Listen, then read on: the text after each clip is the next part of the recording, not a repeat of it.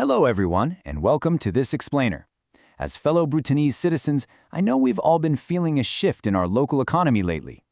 Today, we're diving straight into the data from the first half of 2026 to figure out exactly what's going on with the weight of our currency.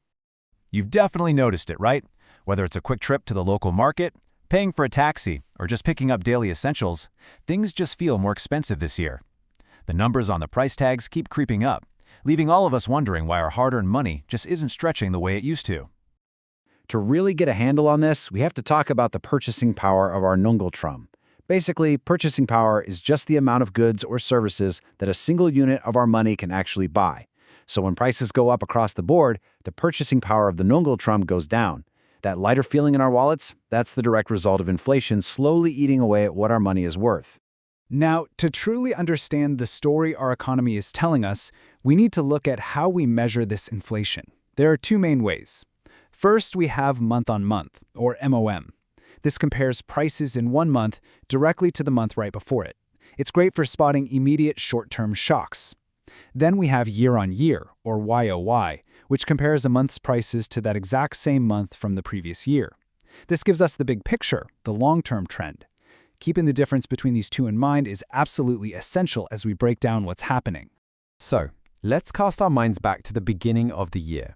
In January 2026, we all felt a really sudden jump in prices. And the data backs this up. Our year-on-year headline inflation spiked to 5.76%. But the really staggering number was the month-on-month inflation. It hit 3.40% in just a single month. That is a massive immediate jump in prices from December to January. Now, what caused that specific January spike? Well, it was a localized, domestic shock. Right at the start of the year, our country rolled out the new goods and services tax. And alongside that, we saw the implementation of an excise tax. This major policy change had a direct, one-time impact on the prices of almost everything in our local markets, from food to non-food items. But as we moved into February, the narrative shifted quite a bit. That month-on-month inflation, which was sitting at a towering 3.40% in January, flattened out dramatically to just 0.23%. This tells us a really clear story. Our local economy actually absorbed that initial tax shock very quickly. Yes, the year-on-year inflation was still running high at 5.61%, with food at 7.35% and non-food at 5.36%, but those rapid month-to-month price increases had leveled right off. Before we look at the second wave of inflation that hit us a bit later in the year, I want to take a quick pause. If you're finding this helpful, please consider sharing this explainer. Educating our wider community helps all of us make much better financial decisions, so take a second to pass this along to your friends and family.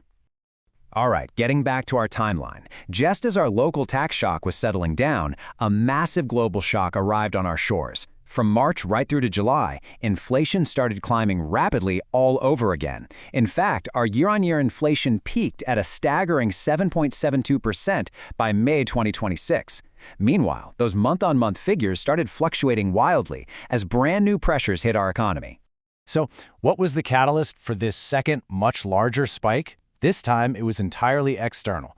Escalating conflicts in West Asia were severely disrupting global supply chains, and because we rely so heavily on importing goods, and crucially, the fuel needed to transport those goods, these distant conflicts translated directly into severe external supply shocks right here in our local markets.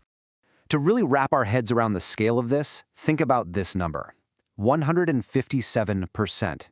That was the weighted average increase in global fuel prices during this period.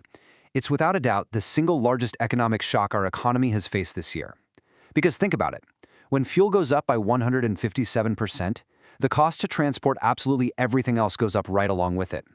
This dynamic created what economists call cost-push inflation, and the sector breakdown makes it crystal clear. By June, if we look at the year-on-year data, the non-food transport sector had absolutely skyrocketed by an incredible 15.01%. Housing and utilities also jumped, up 10.91%. That global fuel shock was bleeding directly into our non-food inflation, making the cost of living significantly higher. But here's the crucial part. Our government actually stepped in to protect our purchasing power. Through the National Fuel Price Stabilization Fund, they executed 3 strategic rounds of price adjustments. This intervention basically acted as a shield for us. It reduced that massive 157% global fuel shock down to a much more manageable 44.6% shock domestically. This was a vital move that limited the devastating impact on our transport costs and really protected our household incomes from taking the full, brutal blow. By the time we hit July 2026, we finally start to see a shift in the data. Thanks to those domestic interventions, the non-food sector actually deflated month-on-month, dropping by negative 0.69%. However, month-on-month food prices, which are driven largely by imported food, continue to creep up by 1.16%. Because of this persistent food inflation, our overall year-on-year headline inflation remained elevated at 6.83%, even as those non-food pressures finally started to ease. So, we've seen how our economy absorbed a pretty hefty domestic tax shock in January and how we managed to shield ourselves from a massive global fuel shock in the spring.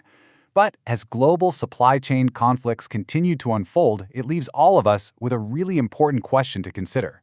Just how long can our local interventions hold back the tide of these global economic shifts? Thank you so much for joining me for this explainer, and stay informed out there.